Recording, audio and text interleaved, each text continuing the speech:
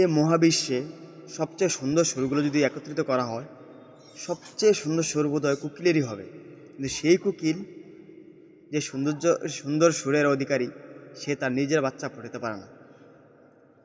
তেমনি কইরা আমাদের আশেপাশে কিছু নারী আছে যারা একদম প্রাকৃতিক সৌন্দর্য, ন্যাচারাল সৌন্দর্যের অধিকারী, সৌন্দর্যের রূপবতী, কিন্তু তারাই নিজের চরিত্রকে সুন্দর করে ধরে রাখতে পারে না, সুন্দর চরিত্রটাকে ধরে রাখতে পারে না। ও হে নারী, তুমি কি জানো তোমার সুন্দর চরিত্রের কতটা মূল্য? তোমরা যদি দেখতা নারীদের মৃত্যুর পরে, মানে তাদেরকে কবরে কিভাবে সাহিত্য করা হয়, একজন লোক আউটলুক দেখবো বইলা চাদর দিয়ে রাইকা কত সুন্দর কইরা, আউটের একটা বাইরের একটা লোকও দেখতে পারে না তোমাদেরকে, এরকমভাবে কবরে সাহিত্য করে।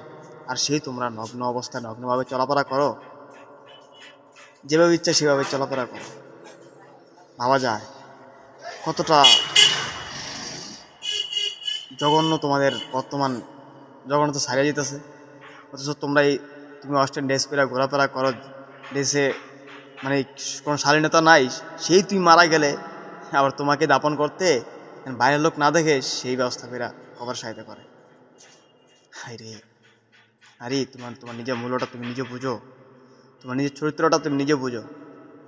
তুমি রূপবতী, তুমি গুণবতী, তুমি হও শালীন বেটি।